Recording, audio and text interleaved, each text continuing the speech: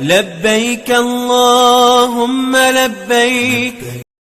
अस्सलामुअलैकुम दोस्तों, मैं आपका भाई मोहम्मद लईक हाजिर हूं आपके सामने आज एक और नई वीडियो लेकर। आज हम बात करने जा रहे हैं उस शख्स की जिसने अपनी कलम और विचारों से भारत की आज़ादी की लड़ाई को नई दिशा दी। वो सिर्फ एक आलिम ए दीन ही नहीं बल्कि महान स्वतंत्रता सेनानी, शानदार लेखक और भारत के पहले शिक्षा मंत्री भी थे।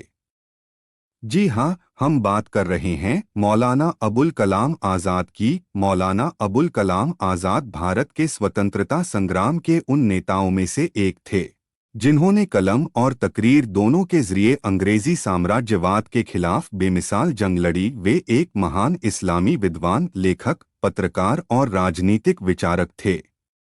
उन्हें आधुनिक भारत में शिक्षा का आधार स्तंभ भी माना जाता है। खिलाफत आंदोलन में उनकी महत्वपूर्ण भूमिका रही। अबुल कलाम आज़ाद का पूरा नाम अबुल कलाम गुलाम मुहिउद्दीन अहमद था। मौलाना आज़ाद का जन्म 11 नवंबर 1888 को मक्का, सऊदी अरब में हुआ था।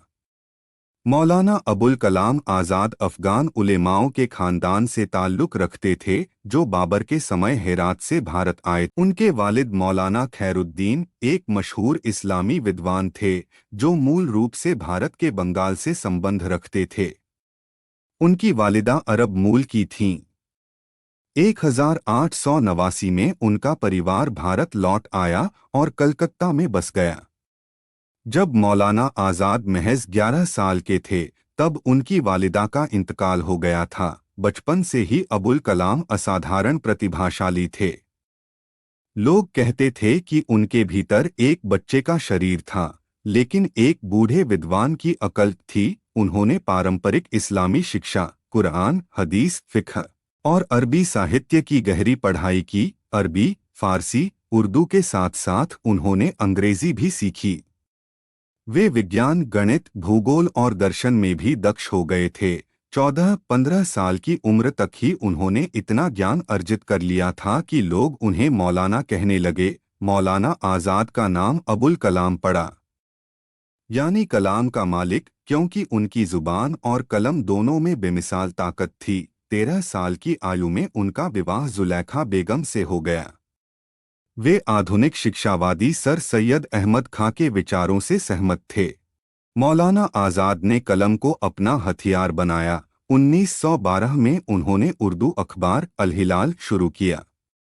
इसमें वे अंग्रेजी हुकूमत की नीतियों की आलोचना और आज़ादी का प्रचार करते थे। अल हिलाल को जनता में बेपनाह लोकप्रियता मिली, लेकिन 1914 में अंग्रेज़ों ने इसे बंद करवा दिया। इसके बाद उन्होंने अल बलाग निकाला, उसे भी 1916 में बंद करा दिया गया।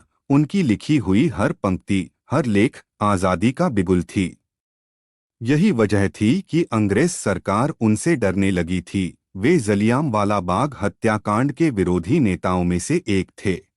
वे शुरू में मुस्लिम लीग की राजनीति से जुड़े थे लेकिन जल्द ही समझ गए कि अंग्रेज फूट डालो और राज करो की नीति चला रहे हैं। 1920 में उन्होंने गांधी जी के असहयोग आंदोलन से जुड़कर जनता को अंग्रेजों के खिलाफ खड़ा किया। मौलाना आज़ाद ने भारतीय राष्ट्रीय कांग्रेस के साथ मुसलमानों को जोड़ने की कोशिश की।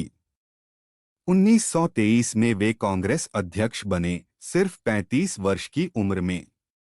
वे कांग्रेस के सबसे युवा अध्यक्ष थे। आज़ाद हमेशा हिंदू मुस्लिम एकता के पक्षधर रहे।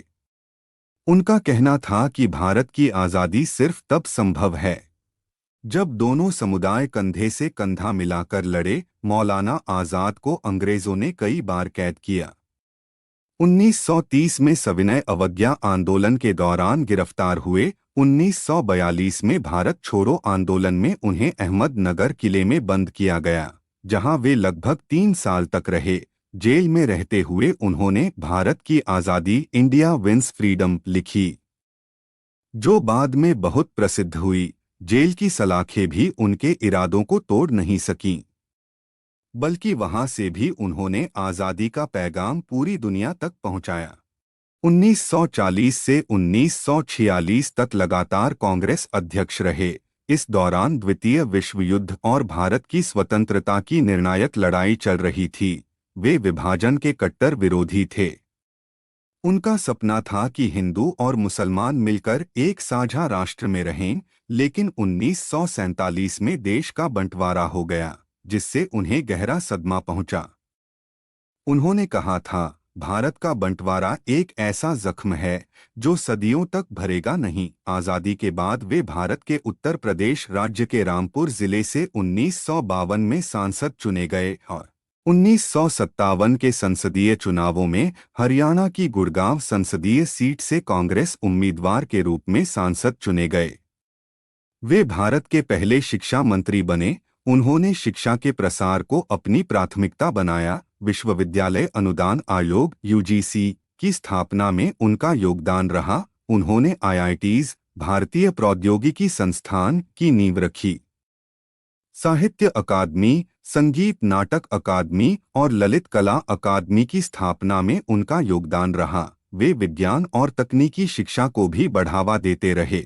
उन्होंने कहा, भारत की प्रगति का सबसे बड़ा हथियार शिक्षा है। अगर आज भारत में उच्च शिक्षा, आईआईटीज और सांस्कृतिक संस्थाएं खड़ी हैं, तो उसका श्रेय मौलाना आज़ाद को ही जाता है। उन्होंने अल हिलाल, अल बलाग जैसी पत्रिकाएं लिखीं, कुरान की व्याख्या, तर्जुमानुल कुरान, आत्मकथा, इंडिया विंस फ्रीडम, भारत की आज़ादी और शिक्षा और राष्ट्र निर्माण पर कई महत्वपूर्ण लेख लिखे। उनके लेखन में धर्मनिरपेक्षता, राष्ट्रीय एकता और ज्ञान की रोशनी झलकती है। वे उर्दू के महान लेखक और विचारक भी थे। मौलाना आज़ाद का जीवन सादा और अनुशासित था। वे हमेशा किताबों और लेखन में डूबे रहते थे। वे बेहतरीन वक्ता थे। उनकी तकरीरें सुनकर लोग मंत्रमुग्ध हो जाते थे। वे धर्मनिरपेक्षता और राष्ट्रीय एकता के प्रबल समर्थक थे। 22 जनवरी 1958 को दिल का दौरा पड़ने से उनका इंतकाल हो गया। उन्हें दिल्ली की जामा मस्जिद के पास दफन किया गया। 1992 में उन्हें मरणोपरांत भारत रत्न से सम्मानित किया गया। मौलाना आज़ाद आज भी भारत के महान स्वतंत्रता सेनानी, शिक्षा सुधारक और राष्ट्रनायक के रूप में याद किए जाते हैं। उनकी याद में हर साल 11 नवंबर को राष्ट्रीय शिक्षा दिवस मनाया जाता है। उन्होंने शिक्षा को समाज की प्रगति का सबसे बड़ा हथियार बताया था। मौलाना अबुल कलाम आज़ाद सिर्फ एक इंसान नहीं थे, बल्कि एक ऐसी सोच थे जो आज भी हमें रोशनी दिखाती है। दोस्तों, मौलाना अबुल कलाम आज़ाद की जिंदगी हमें यह सिखाती है कि ज्ञान, एकता और शिक्षा, ये तीन चीजें किसी भी राष्ट्र की सबसे बड़ी ताकत होती हैं। उन्होंने कहा था, किताबें हमारी सबसे अच्छे दोस्त हैं। वे हमें अंधेरे से रोशनी की ओर ले जाती हैं। आज उनका नाम भारत के हर उस दिल में जिंदा है जो शिक्षा और आज़ादी की कदर करता है।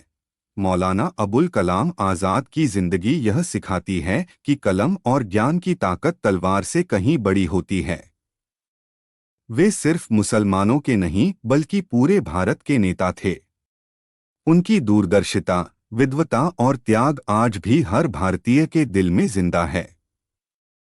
दोस्तों, अगर आपको मौलाना अबुल कलाम आज़ाद की ये कहानी पसंद आई तो वीडियो को लाइक करें, चैनल को सब्सक्राइब करें और अगली हकीकत भरी कहानी के लिए जुड़े रहें हीरोज ऑफ हिस्ट्री ऑफिशियल के साथ।